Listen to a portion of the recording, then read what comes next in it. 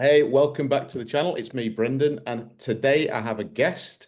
Pleased to introduce Daniel, and we'll get into your content. But I just want to say, for those of you that haven't seen Daniel's channel yet, it's called Seldomly Often. It's a deep, deep dive into the best fragrances. You definitely need to subscribe. I'm going to leave a link in the description for Dan's channel, so head on down there. But Dan, welcome. Thanks for joining me. How you doing? Thank you so much, Brendan. It's been a pleasure to talk to you again. We've met in Exons. It was great, and that was a wonderful experience. And yeah, it's been great all along. This is a Yeah. wild ride. My channel has been growing a lot, as we were talking before offline. And it's Mm. just a fun experience overall. It's not necessarily like a lot of people ask me about the name of the channel, and that is due to the fact that I wasn't really into tunneling myself into fragrances per se, you know? I just Mm. wanted to keep it simple. I use fragrances as a vehicle to talk about what I like. And right now, I'm into fragrances. I very much go obsessed one hobby at a time. Yeah. And right now it's that. Some other day it might be something else. And yeah, that's just about it. I do Yeah. like your content. I do like your vibe. Really cool, really fresh. So good Thank you. doing. Thank you, buddy. And I totally get you on the whole. You're into fragrances, you go all in because I'm exactly the same. Obviously, my channel is focused on fragrances and watches, but would you describe yourself? This is a bit random, but would you say you're a collector? Have you got like a collector's mindset? How would you sort of encompass that psychology of being into fragrances? Right. No, I would definitely not categorize myself as a collector. I don't collect really anything. I'm very, very minimalistic in approach. I like simplicity. I like minimalism. I like to keep it clean. I really hate redundancy. And well, fragrances is actually the first thing that I got into, which was more redundant in a way. It's not really focused on pure utility. And Mm. even in my past, like when I was into cameras and even headphones and audio stuff and bicycles and stuff, I was always keeping it super clean, like really, really minimalistic. Like I would have one super high-end thing and then the rest would not go. Yeah. I don't like having two things which are sitting in my house and it gives me like the choice. I have to choose Yeah. which one to use. So in the case of fragrances, I'm still not very much not a collector. I do like experiencing fragrances. I do like having fragrances which are just part of my life now, and Mm. I like them. They emphasize my life. It's like a condiment to the great food. And it's Sure. really amplifies your mood. It really drives you. I just like it overall. And Mm. but yeah, I'm definitely not a collector because, as many may know who follow my channel, I do trade off. I do sell stuff constantly. My collection is constantly shifting, and people ask me about my collection. And I just want to keep it straight. My collection is, I try to keep it as contained as possible intentionally. I don't like hoarding stuff. Having a wall of fragrances kind of gives me anxiety. That being said, though, I am still hovering above 100 fragrances just because, well, you just keep acquiring, Yeah, yeah. You see, that's like a juxtaposition. Like you're not a collector, but you've got 100 fragrances. I find that like because I'm a I'm little bit definitely a also, collector. yeah, I'm also like this is also due to the fact that I'm a little bit deep into this YouTube thing. If it Yeah, weren't for the YouTube, I'd probably sit around, I don't know, ideally, I would want like 20 to 30 good fragrances. That's really all you can truly wear.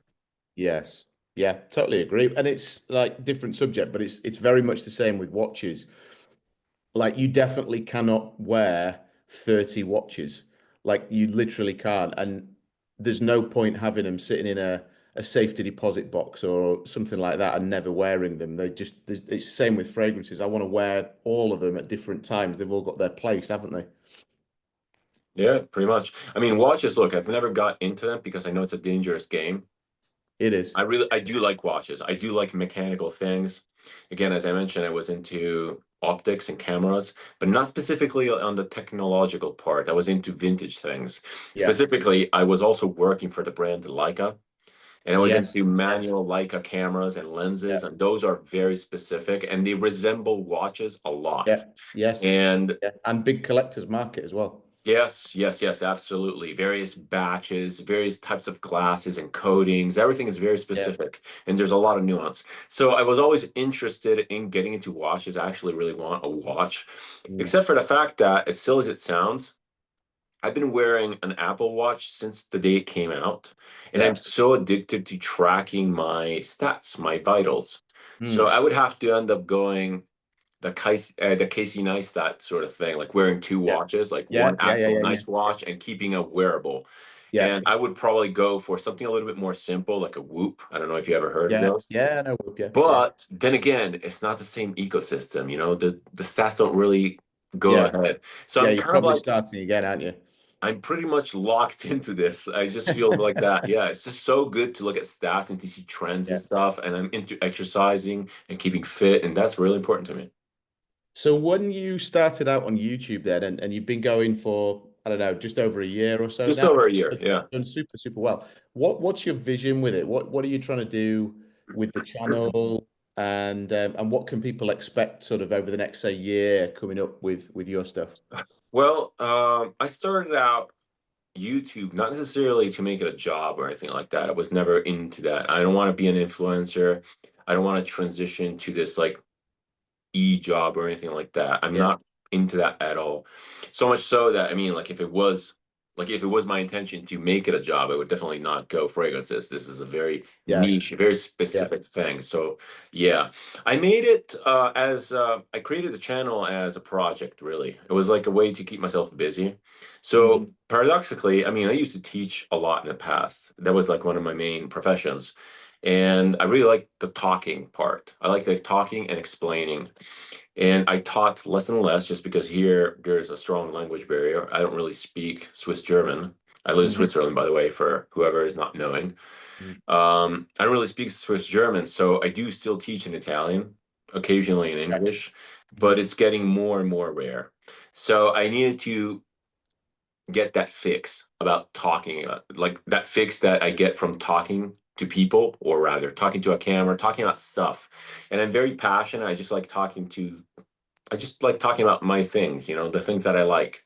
Yeah. And I just figured, well, I was into fragrances at the time. So I was like, let's just start a YouTube channel, fragrances. And honestly, Nice. I started out because I really couldn't find a channel that did it the way I wanted it. I was like, Yeah. I think I can Yeah. do it. But not because, again, I wanted to replace or anything. It's just a different take, like a lot more personal experience in it, a lot more storytelling. Yeah, yeah, I hear that. And you can see that in your videos. And you're not a listicle guy. You're not kind of top 10 this and top 10 summers No. and definitely get these. You're very much a deep dive into one fragrance at a time.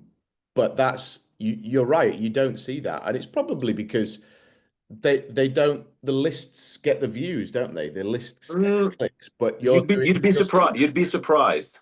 You'd be surprised. So you would think that the lists get the views, and people are, in my opinion, tunneled into this idea that the lists get the views. But I feel that the viewer is like really tired of these lists. Like everyone gives the lists, and Mhm. specifically, Yeah, you're not really going in depth, so you don't really get much yeah, information, and yeah. all you see is the same crap all over the place. And people, or rather, channels that are starting out thinking to make lists that make it good, like thinking that they need to make lists to actually succeed, they don't work out.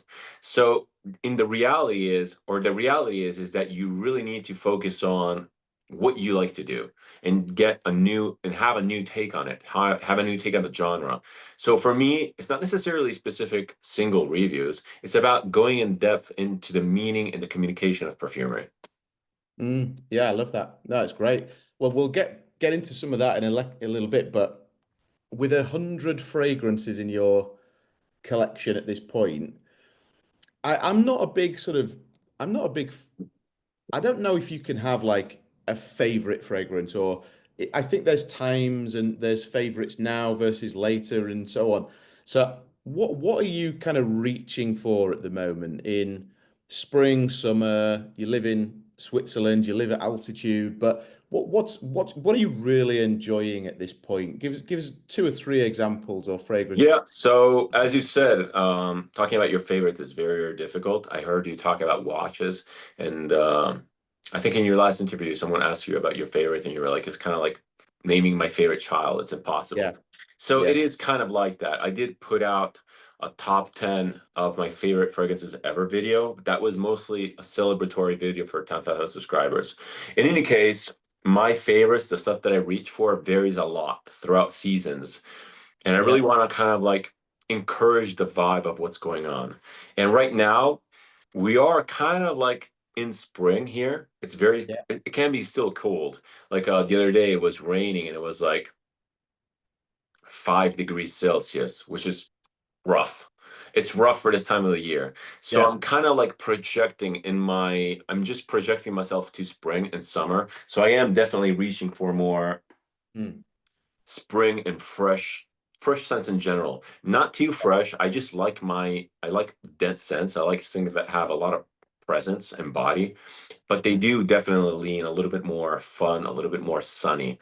The one that I want to showcase now is Profumo Roma's Aquaviva. This Mm. is Yeah. the citrus scent, basically. It's a very simple scent. It's pretty much a lemon scent. That's it. It Mm. smells very, very straightforward. So straightforward that some people regard it almost as like cleaning product like, but Yeah. it smells insanely natural. The only thing that makes this super unique is that it's incredibly long lasting. Okay. It's one of the few citrus scents that lasts above 8 hours, I would say. Yeah. Yeah. It's Well, a tough not ask. having any gimmick. It doesn't have any vanilla or amber in the base. It just straight up lasts a super long time in its citrus form. That Mm. being said, though, it is citrusy, it's lemony, but it's not super fresh, meaning that it has the density. It feels very, very oily. So it's a unique take. I like it a lot, though. It's very, very invigorating. It's a great way to start the day. And when you say citrus, it's leaning lemon citruses, then you say there. Well, it depends. I mean, citrusy it ranges, but when I talk about citrusy, yes, lemon, grapefruit, mandarin, orange. Yeah. But in general, citruses are the thing that give you this effervescence, that they give you this energy, this zing, this Yeah. ring to it, as I call it. There's like a high pitched ring. It's kind of like a wake up call, like an alarm clock or something like that. So I Yeah. do like it. I do feel that it's fairly invigorating, and I don't associate it to cleaning products at all. To me, it's more like a fresh orange juice in the morning, or just like a Mm. spray of tartness. I like sour. I like sour Yeah. candy. I like sour everything. So it's Yeah. I love it. I really connect it to fun times. To me, it's fun, Yeah. fun and active. I know the brand, but I don't know the fragrance. The one that I've obviously had a bit of experience with is Acqua di Sala that Yeah, well, I have you that one. introduced me It's that. amazing. I love it. That's a stunning fragrance, isn't Yeah, it? yeah, I And absolutely love it. the brand is obviously Rome, which is Yeah.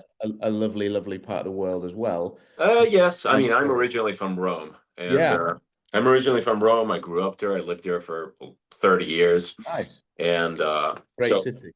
so basically, the brand is actually fairly inspired by Rome and its surroundings, actually. You would Mm. think that a lot of the fragrances, people interpret them obviously as they want. And a lot of people haven't been to Rome, but some fragrances are very much specific to Rome. Like there's one from the brand called Arzo, Hmm. which is like a woody, foresty scent. And if you read about it online, many people say that it's like a winter forest with like a hut Yeah, or a cabin and a fireplace. It's not that at all. It's meant to resemble actually the pine forest, the marine pine forest outside of Rome. It smells exactly nice. like that. Yeah, So beautiful. again, everyone can interpret it as they want. It's absolutely free. It's great. Yeah. That's the beauty of fragrances. But Profumum Roma is a brand that really leverages the stuff that is around it. Really cool. Mhm. Yeah, nice. Good one. Good start. So what Yeah. else next on the list? So, given the fact that I'm assuming, I'm guessing that you have a little bit more of at least according to your taste and according to what I saw in your videos, you have a little bit more of a utilitarian sort of aspect in perfumery. I mean, you appreciate perfumes that are, yes, Yeah. artistic, creative, but most of all wearable, right? Sure. Yeah, yeah, yeah. For So I decided to feature one from my favorite house ever, which is Amouage. Okay, yeah, yeah. I Okay. constantly talk about the brand. But Yeah, this yeah. one Now you've here, seen. I don't know if you tried it, but it's a bomb. I'm actually wearing it today. This one here is Reflection 45. Yeah, yeah. I do love that. It's actually on my list that I don't Yeah, own it, but absolutely oh, gorgeous, gorgeous stuff. next level. It doesn't really smell like an Amouage specifically. Amouage is this brand from Oman for anyone that's not in the know.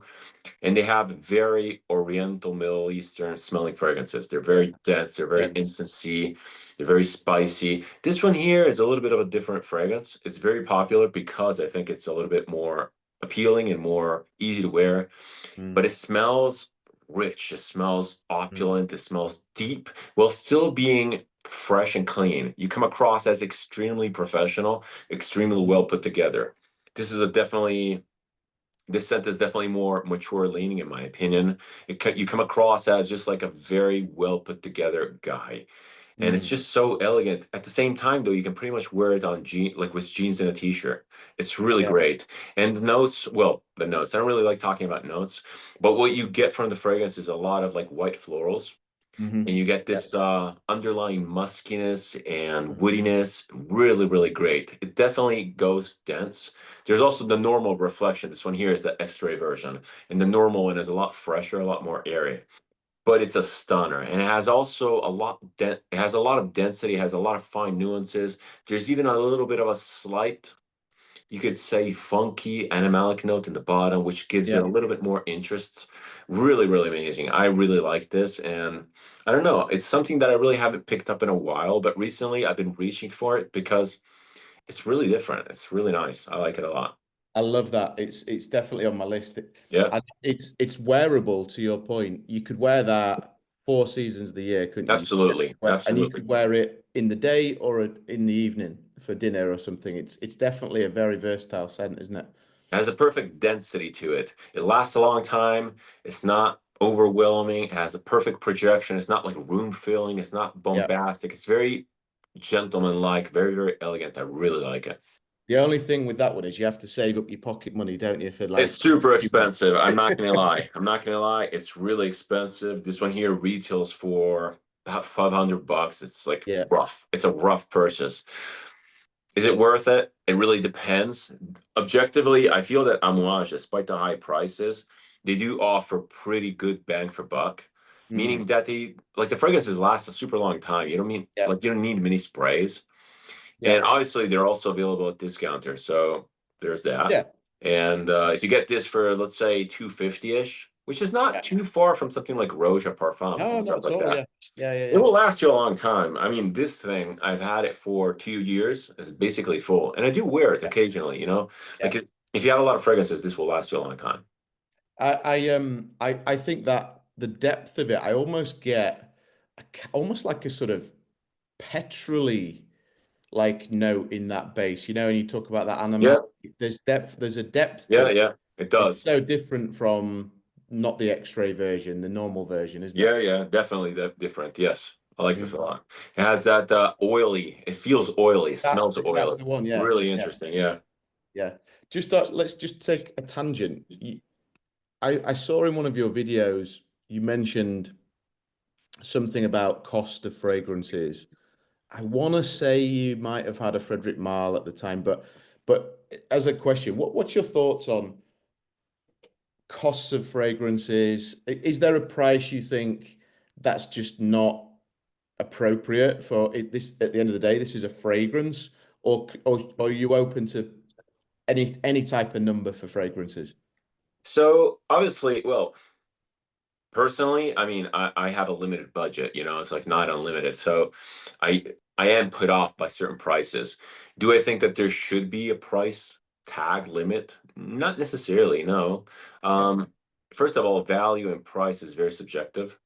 Some people might find this completely unobtainable. Some people might find it cheap, you know, and they sure. might just go out and buy it. So it's really, really relative. You can't really tell. And so in that regard, I do feel that this is also an unnecessary product. You know, it's not like bread or milk or eggs. You can price it however you want. I don't want to encourage houses to price them high, but they're already doing it. I mean, the profits from fragrances are absolutely massive. Mm. So, given the fact that we are already accepting, uh, well, not an anti-consumer attitude, because I don't really believe in that. I mean, like, we are deciding to buy like these things with our Yeah. wallet. We are voting with our wallet. So until we keep doing that, people will keep selling them and we'll keep increasing prices. Now, I do feel that given the fact that it's a luxury product, given the fact that there's an artistic component to it, especially for certain houses. Um, in a way, it is justified, you know? Like paradoxically, if something like this would cost $30, it would have never made it into any list or anything like that Yeah. because it would be too bland, too normal, you know? It smells great, but the price has a huge influence on how you perceive something. Yeah. Yeah. So again, pros and cons. I just accept it for what it is, you know? You can't change it. No point in whining about it. So it is what it is. If not, if you can't afford it, just there's many other options on the market that smell amazing. If you just are into the fragrance world to just smell good and to just present well, there's so much stuff. I saw you talk about one which is like a cologne. It's like 1744 or something like that. Yeah. That's amazing. 4711. Yeah, 4711. Yeah. That's great. And it's like dirt Yeah. cheap. It's like 15 Yeah, it bucks. is. It's Yeah. absolutely amazing. It doesn't have the Yeah. best longevity, but just reapply, you know? Yeah. Yeah. Yeah. I agree. I think for me, like fragrances are for everyone, whether you want to pay $17 or £1,000 or something like that. But there's no doubt about it. The market has changed and is offering higher levels. Even brands like say Tom Ford, you know, their private blend stuff is gone up and up and up, and now they're actually developing other stuff tiers above. You Mhm. see that with likes of Roger and other fragrance houses like that. They started out expensive. They've introduced more now. So we're voting with our wallets, but it's the If perception. if people wouldn't buy them, like they wouldn't do them. Like they wouldn't put them out. Exactly. And there's something different. If you've got into a house and you go up the tree, so to speak, there's something that you perceive slightly differently in there, makes Yeah. it a little bit more special. Right? Love it or loathe it, right or wrong. We are those animals, Yeah. aren't Unfortunately, fragrances are also incredibly subjective. So there's a huge component of bias. And when you buy something really expensive, you're like, wow, this really smells we? Yeah. expensive. You know, it might not be the case, but there's always something kind of gives you a little bit of a return. I mean, I like the House of Amouage. I smelled a ton of fragrances, and this one Mm. here does indeed smell really expensive. Smells super high Yes. quality. Yes. I can't really describe why. It's just like really incredibly well made. So I there's think that. even with that one, even when you spray it on your skin, you can feel the quality. Like Yeah. it's thick, it stays on the skin. Mhm. I I think that there's some houses I think are kind of taking the mickey a little bit with that. They're not, you don't get beautiful fragrances. I think they're just profiting off the brand. But at the Yeah. end of the day, that's people are still paying it, right? Again, we can't do anything about it. I do completely agree that some stuff is completely overpriced, but what can you do? Yeah, People yeah. like it. All right, let's see your the next choice then. What are you All reaching for? right, next choice. I actually have two. So as you may know,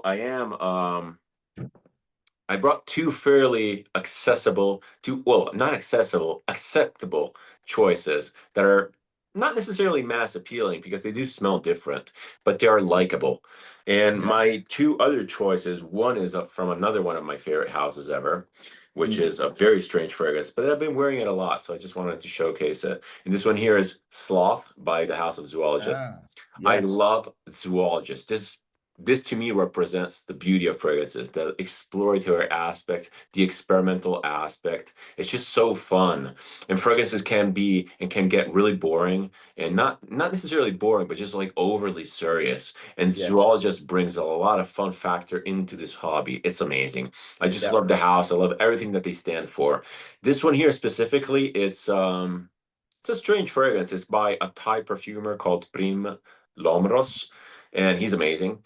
And this one here smells incredibly camphorous, incredibly mentholated. It's very, very Yeah. fresh. It's a very green fragrance, and it Nice. smells like it smells like the Thai jungle. Under this greenness, there is this very musky, a little bit animalic, a little bit leathery component, which I guess refers to the sloth in a way. Mm, mm. It's a little bit of a weird scent, but if you smell it out of context, it's very pleasing, very, very likable, in my opinion. And it's really unique smelling. I don't know, it's really, really unique. And also, these fragrances by Prin, they last an incredibly long time. So this one Right. here is also very, very loud, very, very persistent. You spray this on in the morning, it's very invigorating with that camphorous note. You get a little bit of a weird fruity aspect, and down to the evening, you're still smelling it. It's amazing. I love the Yeah. House of Zoologists in general. And for people who don't know about that house, basically every scent is named after some kind of animal, isn't it? Yeah. Yeah, basically, like the scents are inspired by the animals or the animal environments, and it's really cool because sometimes it's a little bit more of a character, like a caricature of of the animal, and like the art also on the Yeah, bottles nice. is absolutely amazing, Yeah. and it's really fun. I have some really weird scents from the house, like Yeah. Tyrannosaurus Rex, like Yeah. rhinoceros. There's a lot of stuff that's edgy and weird. This one Yeah. here is considered to be middle of the road in terms of weirdness. Again, people get caught up in the naming and the meaning. So they immediately smell this and they're like, "Oh my God, it smells so weird and different." But if you take it out of context, this is really good. And people around you don't bat an eye. I've worn this to the office many times with great results, great feedback. Yeah. Lovely. Yeah. Again, it's not a, I know the brand and I've sort of smelt a few of them in over the last couple of years, but I don't own any yet. It's they're cool, aren't they? They're doing good stuff. Yeah. Nice. And you got one more, do you say? I got one more. I just wanted to mention it because this one here is still a little different, but it's actually also it's a different take on likable. It's a different take on acceptable. And this one here is by the House of Electimus, Electimus Yeah. London, and this one here is Black Caviar. Ah, okay. And Black Caviar is a marine fragrance. Mm. And when people say marine, especially if you're not really super into weird fragrances, you think about Acqua di Gio, you think about uh, Dolce Gabbana Light Blue Intense. Yeah. Those are not really marine fragrances. There's Yeah. a lot of components there which are very fresh, very fruity. In the marine aspect, the actual smell of the sea is very much toned down. This one here is a little bit more of a serious marine, meaning that it smells like, well, in the notes you pick up on caviar, but it doesn't really smell like fish, but it has a definite funky, salty smell, you know? It's really Mm. interesting because this funky, salty smell is perfectly balanced or counterbalanced by this very fresh, very almost shower jelly sort of vibe. So Mm. it comes across as you come across as again clean, professional, put together, but a little bit more edgy. There's this slight edginess which gives it a lot of interest. And once again, the House of Electimos creates products which are insanely long lasting, very high performing. It's just an overall high quality house. They're Yeah. expensive fragrances, but these can be easily found at discounters. I really advise you check them out because they're really, really cool. Plus the presentation, the bottles are massive, they're heavy, Yeah. super cool stuff. I love that. What would sort of occasion is that an all occasion type of fragrance, that one? So, like this is a pretty big conversation. I feel like you can pretty much wear anything everywhere or anything anytime. But I would have to say that this would lean a little bit more evening. Okay. It's a little bit more dressy in a way. Mm. Because the weirder the fragrance, paradoxically, the more you have to like dress it up. So if you Yeah. go for extremely strange fragrances with extremely strange notes, if you come across as incredibly well dressed, well put together, you have a nice watch, you have a nice presence to yourself, you have good confidence, you can pretty much wear anything, and people will Yeah. think that you're cool. You know, they will not think weird, they will not think Mm. stinky, they will think, "Wow, that person smells cool." You know, Mm. Mm. so something like this, which is a little bit more edgy, I think it's fairly friendly. You could probably wear this at the office also, but it's dense, it's Yeah. powerful. So if you wear it like dressed up a little bit, this would work super well. Love that. No, nice. What's your sort of you've been how long have you been into fragrances for now? Like I guess quite a long time, right? So I've been into fragrances for pretty much as far as I can remember in general, in Yeah. terms of like liking perfume, but Mm. actually seeking out fragrances and like buying more and having more than like five. It's Mm. relatively recent, actually. I would say about 3 years, not that Okay. much. And what have you seen any change in your taste, your evolution? Oh yeah. What's you got into originally? Are you still into them? Give us a snapshot of So your basically, evolution. well, Yeah. the whole thing about niche fragrances in this weird sense, you really come across these, like if you mention zoologists, we have to specifically talk about the house because maybe a lot of people don't like have no idea about the house, you know. It's Yeah. like, what the hell is that? And so you really start learning about this stuff once you start reading online and once you start diving into the Fragrantica, into the Perfumo, and just looking at reviews. Otherwise, you just won't come across this stuff. So obviously, before I was more into like easy attainable like designers, you Yeah. know, a little bit more weird ones. I don't like following trends in general. I don't like being told what to wear. So I would always go for the more strange ones. Like the first fragrance, the first real fragrance that I remember purchasing was actually YSL's M7, the original one that was designed by Tom Ford. The Mm. one that basically regarded as the first fragrance ever to contain real oud, or not real oud Mm. accord, that popularized oud. And I remember smelling that in a shop, and I thought, wow, this smells really interesting, you know? So I was always into the interesting stuff. Mm. And even when I was more into designers, like a couple of years ago, I was also into like Tom Ford, you know, like the Yeah. fragrance that really got, like the fragrance that really caught my eye, that really caught my nose, and that really that started this passion, and that really told me or showed me that what can be done with fragrances is actually Ombre Leather by Tom Ford. Yeah. Yeah. Because it smells super unique. Well, especially coming from the usual designer world. When you smell that, you're like, wow, this smells really different. It's like dark, it's rich, it's creamy. There's no citruses. You know how fragrances are built more or less Yeah. the same. Yeah. And that one there really changed everything for me pretty much. But I was always Tom into Ford's a gatekeeper, isn't it? Like yeah, many, myself included, it's the gatekeeper into that niche where you realize, yeah, wow, what can be done with fragrances here? This is totally exactly. different from what I'm used And to. I think it's the main appeal of the brand because they come across as, well, you can pretty much sample them anywhere. You can try them out anywhere, but they're Yeah. still very unique. Even the more mass appealing ones are just they have this character to them, you know? Like obviously they have more pedestrian sense Mm. in a way, but they don't really have like a fresh blues fragrance. They don't. They have everything that is a little bit more classy, really Yeah. strange, really cool. I really applaud the brand. I really like the brand. Yeah. Nice.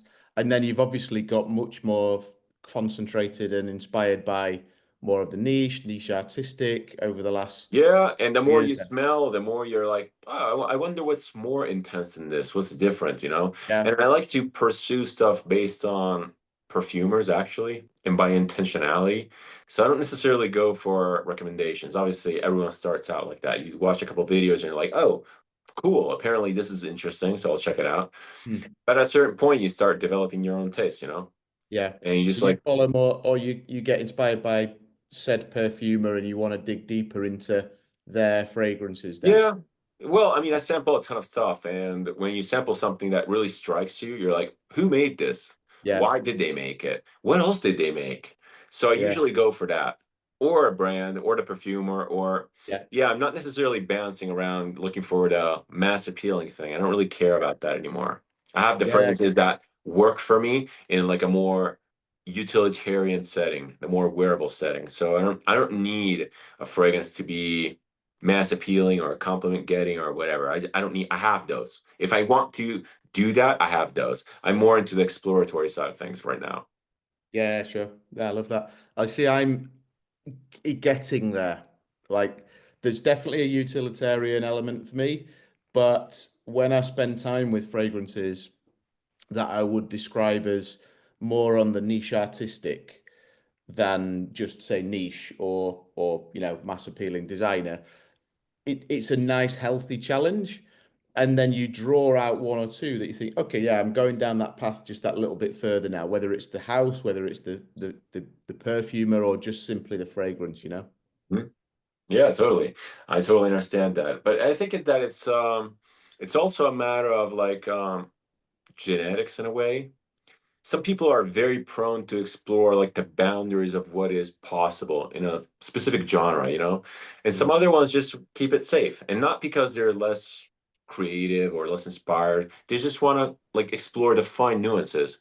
Like if you like some people just never transition outside of like smelling citruses because there Yeah. are so many nuances within the citrus that they get really fixated on that. And it's fine.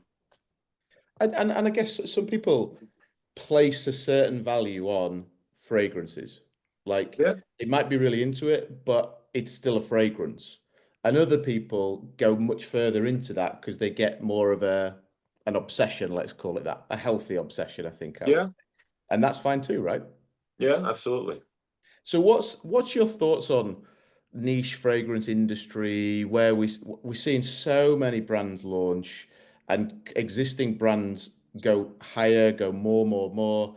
What are you seeing? Where's the niche industry going, do you think, over the next few years? So there's a lot of criticism towards the fragrance industry in general. I'm not critis I'm not critical at all. I do feel that everything always balances out, and that good brands will survive, bad brands will not. I do feel bad for customers which are caught up in hypes, yes, but that really cannot be changed. It's everywhere. It's everywhere, every time in every industry. So I do encourage brands to come out. I do like the fact that it's more popular. I do like the fact that everyone's talking about niche. And it really encourages brands to come up with new ideas. I like competition. I worked in, well, not a retail environment. I wasn't like in a shop per se, but I worked for retail companies. Yeah. And when there's no competition, there's stagnation. And Mm. stagnant economy, a stagnant field of interest is always boring. And for the consumer, it's always a win, in my opinion. The more brands come out, the more perfumes come out, the more there's a competition in quality, in assortment, and in price. You know, if someone can undercut someone else and offer a similar product, they will. And this comes a little bit, it comes around, and like we could potentially talk about clones. I'm really not into clones at all, but despite not being into them, there's still a market for them. And I Yeah. applaud it Sure. because, well, people can get fragrances for cheap. And also houses that actually want to offer something that's higher quality, they have to compare themselves to that. You know, they're like, all right, so there's this fragrance that smells pretty good for $30. I need to do a lot better to charge a Yeah. hundred. So again, to me, there's literally no drawback. We are the consumers. No one is forcing us to buy anything. We are, again, voting with our wallet, and we have the choice. You know, we are like, I deem myself very much pro-consumer. I am the first consumer. And when I started my YouTube channel, it's one of the first things I said. I'm talking to you guys as a consumer. Yeah. Yeah.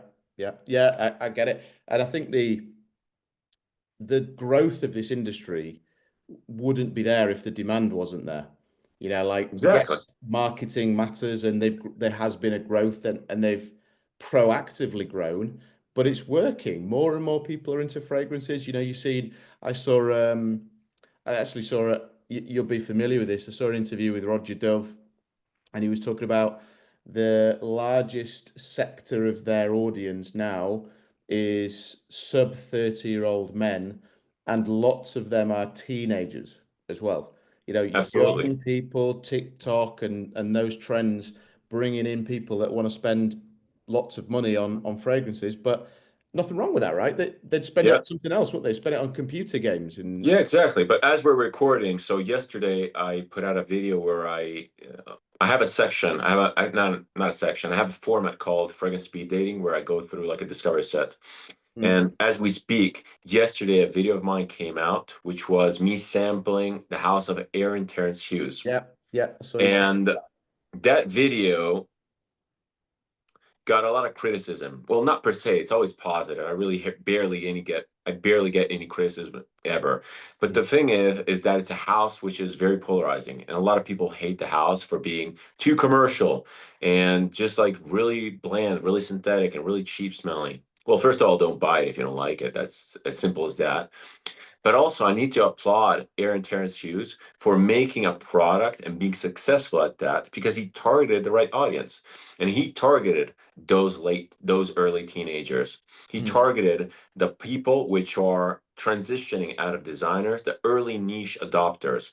Those are Mm. the people that are most willing to spend money. And Mhm. again, am I bashing the house because I don't like the fragrances? Absolutely not. I think that those people will eventually transition to something else and they will fuel the economy and create new Yeah. houses, new brands, new products. It's cool. It's all good. Yeah, it is. No, definitely.